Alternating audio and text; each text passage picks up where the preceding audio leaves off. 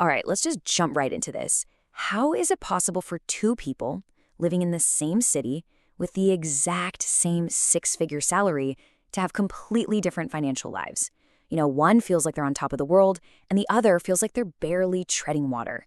Today, we're going to unpack exactly why hitting that $100,000 mark can quietly and completely rewire your entire financial reality. So picture this. It's payday Friday, and two people get the exact same direct deposit notification. First, you've got Chase. He's sitting in his car, just staring at the number on his phone, and he lets out a little laugh.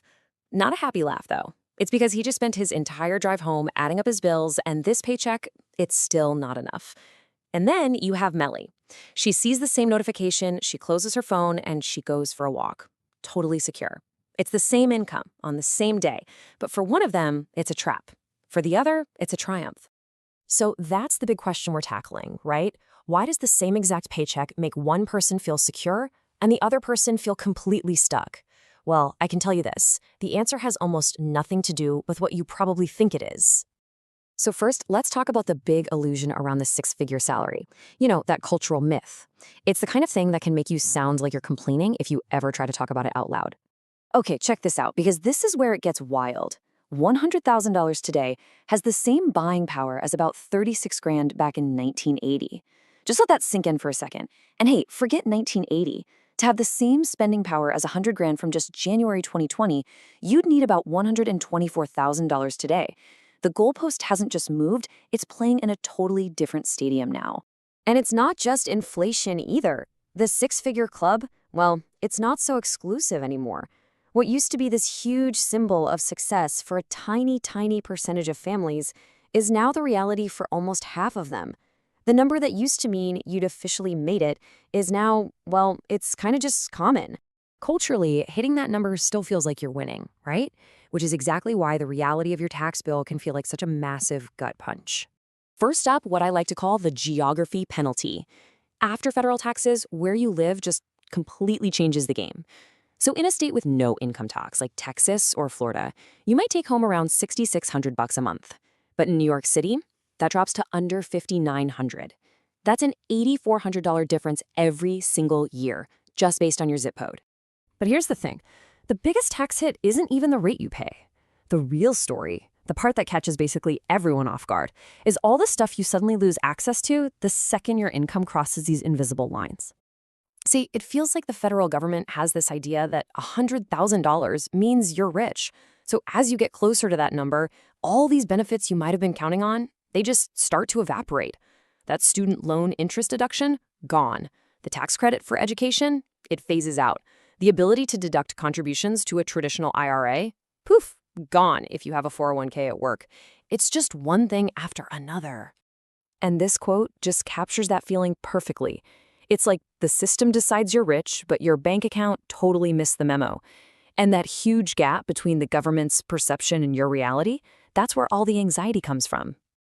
And all that anxiety leads directly to the biggest headache for most people trying to build a life on this kind of income, housing. Okay, with current interest rates, a $100,000 salary can technically get you a mortgage for a home around $360,000. Here's the problem. The median price of a home that actually sold recently is closer to $437,000.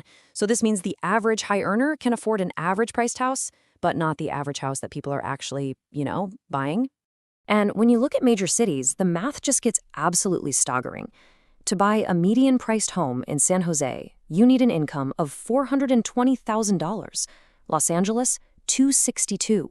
In city after city, a six-figure salary doesn't even get you a ticket to the game. And if you just need one single stat to wrap your head around how warped things have gotten, this is it. In San Francisco, a single person earning up to $108,300 is officially classified by the federal government as low income. Let me say that again. A six-figure earner qualifies for subsidized housing. If that doesn't tell you the whole story, I don't know what does. Okay, so let's see how this actually plays out for a family that, on paper, is absolutely crushing it. I mean, these are the people who supposedly made it. But the math happening behind their front door tells a very, very different story. Let's meet a couple we'll call the Parkers. They're both professionals with a combined income of $200,000 a year. After all their taxes, they take home about $12,800 a month. Sounds pretty good, right? But then reality starts chipping away at it. Their modest mortgage, daycare for 2 kids, health insurance, student loans, groceries, the non-negotiables. It all adds up to $12,400. That leaves them with just $400 a month for everything else. Birthday presents, a dinner out, new shoes for the kids. This isn't about fancy vacations, it's about the basic math of a normal adult life just not adding up. And this is where the data gets really, really weird. Living paycheck to paycheck isn't a straight line that goes down as you earn more. It's actually a U-curve. The group with the least financial stress is actually earning between $100,000 and $200,000. After that, the stress goes right back up. A full 41% of people making between $300,000 and $500,000 a year say they're living paycheck to paycheck. It seems the more you make, the more life's complexities and pressures just expand to eat it all up, squeezing you all over again. And this leads to a really dangerous place to be. The Federal Reserve found that nearly 1 in 5 households making over 6 figures couldn't handle an unexpected $400 bill. That isn't poverty, it's fragility. It's what happens when every single dollar of a high income is already spoken for before it even hits your bank account. A simple flat tire suddenly becomes a mini financial crisis. So at this point, you've lost tax breaks, you're priced out of housing, and you have no financial buffer. So the last thing you stand to lose, and this is the one nobody ever really talks about, is the emotional payoff. I mean, does the money at least make you feel any better? So what does the research say? Well, for people who are already pretty unhappy, more money stops making a difference right around that $100,000 mark.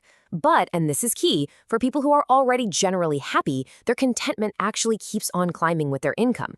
The takeaway here is huge. A raise doesn't magically create happiness. It just amplifies whatever feeling was already there to begin with. So when you pull all this together, it's pretty clear the old playbook is broken. If a 6-figure salary isn't the finish line anymore, then what's the new goal? What should we be aiming for? Here are 3 things you can actually do.